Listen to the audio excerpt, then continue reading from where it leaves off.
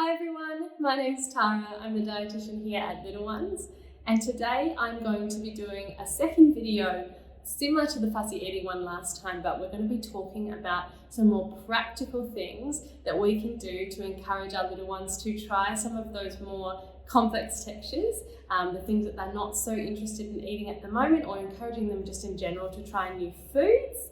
And the way that I like to encourage parents to do that is by encouraging kids in the kitchen. I think in all my years of working as a dietitian, kids in the kitchen is the most important thing that I can impart on parents for little ones. Getting them in there, that exposes them, and if you watched the video last week, which I hope you did, and if you didn't, go check it out, and also subscribe to our channel so that you see all of our new videos and all of the awesome free sleep information and nutrition information that's coming out. But in that last video we talked about exposure. So exposure. If you want your little one to try new foods and to feel confident with that food, you have to expose your little one to that food. So exposure can be trying it, but it can also just be smelling it, seeing you eat it, serving it to you, those sort of things. So I'm going to go through some practical tips to expose little ones to new foods, which hopefully will lead to them eventually feeling safe around that food and eating that food, and how we can do that with kids in the kitchen. Hi, I'm Tara, accredited practicing dietitian and mum to two cheeky little boys that love to keep me on my toes. I've been working at Little Ones for a while now, and in that time have helped thousands of families just like yours with the what, why and how of infant nutrition. And if you are interested in looking into our sleep programs, then click the link in the bio below. Our comprehensive sleep and nutrition programs actually give you access to the sleep and nutrition villages, where you can chat to qualified sleep consultants and also to myself with any of those burning sleep or nutrition questions that you might have. Okay. So the first way that you can get kids involved, this one's not technically in the kitchen, but it's associated with the kitchen, and you might have plants in the kitchen. That gives you a clue. So the first one is growing. So that process of understanding where our food comes from. These days we don't know where our food source is coming from as often, like we don't track where the food's flown from or where we've imported it from. So it's a really cool thing to get kids out into the garden, to be growing just small things. You can have a massive garden if you want to, or you can just start with something small like cherry tomatoes or basil or something like that, getting them involved in that process. So while they're putting the soil in or they're planting the food, they might want to pick some leaves off. They're actually exposing themselves to that food because they're seeing the colour, they're feeling the texture of the food, they're understanding where it's come from, they're learning about that food, and that's giving them that really, really good exposure. Okay, number two, this one's also not in the kitchen, but it relates. So this one is food shopping. So we often have our kids with us when we're food shopping. Sometimes it can be really, really tricky. I know, I've got a 4-year-old that just loves to run around the supermarket, but having them there, that's a really good opportunity for exposure. So we can take them to the fruit and vegetable aisle. I've got some fruits and vegetables here that I'm going to grab. So we can say things like, look at these, I would say to my little boy Louis, I'd say, look Louis, look at these tomatoes. These are really good ones. They're firm, but they're not too soft. That's how we know that a tomato's perfectly right. And we're going to take these ones home. If they get too soft, we probably don't want to eat those ones. They might be a little bit old. And then we'd say, oh, okay, this lemon's starting to get a bit dry. I don't actually know I have this really old lemon in my house, but it's a perfect example. This lemon is a bit dry, so we probably won't buy this lemon because it's probably not going to have as much juice. If you feel that, see how that's a bit dry, or letting them feel. You feel, I like to let Louis choose the avocados. He knows now. He goes, oh, okay, this one's black, so it's right. It's got a little bit of softness, but that one's too soft, he goes to me. So he's exposing himself to that food at the same time that we're choosing the groceries. And he feels like he's got a big part in choosing the food for the home, which is lovely as well. Okay, so then finally, back in the kitchen, preparing. So preparing is a massive one for exposure to food, and nowadays you can get some really cool tools to help with this. So my son Louis, he has a little special knife that has a special serration on it that is not sharp.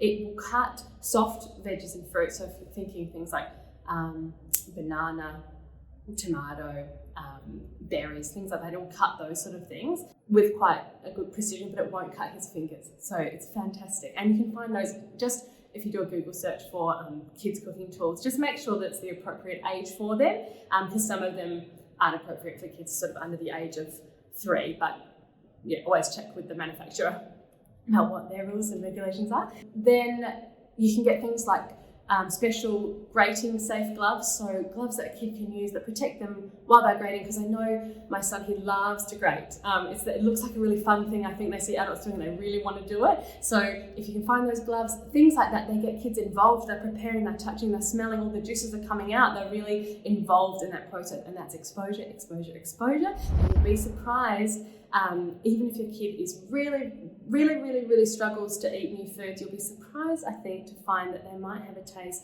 after doing a whole load of grating of a whole carrot or zucchini or something like that. They really do want to have a little taste if they've been doing that for a little while. It does give them that confidence around that food. Yeah, so the knives, the gloves, and then just in general with preparing, so you can just get them sort of organising things in the kitchen for you. So putting things, moving things from bowl to bowl and things like that. Even if it's not necessary to the recipe, if it helps them to touch that food and put it over there, then that's fantastic, because they've touched it, and that is exposure.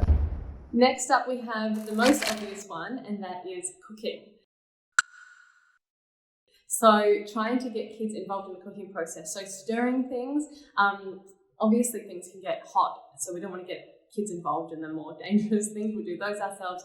But things like baking are fantastic for encouraging kids to stir and get in there and get that exposure. A good way, if your kid's struggling with vegetables, a really good way to get them involved in exposure with cooking is to add things like zucchini to your baking. If you add zucchini to things like muffins, cakes, loaves, it's fantastic in there, and that gives them that exposure. Things like carrot cake that have that grated carrot in there, get them to take it out of the bowl and put bits into the cake batter. And then also beetroot is a good one in chocolate cake. So trying to include those vegetables in the baking is a fantastic way to get those kids involved, and also in things like making salads. So mixing everything up and getting in there, touching all of the different textures. That gives them that exposure, makes them more comfortable.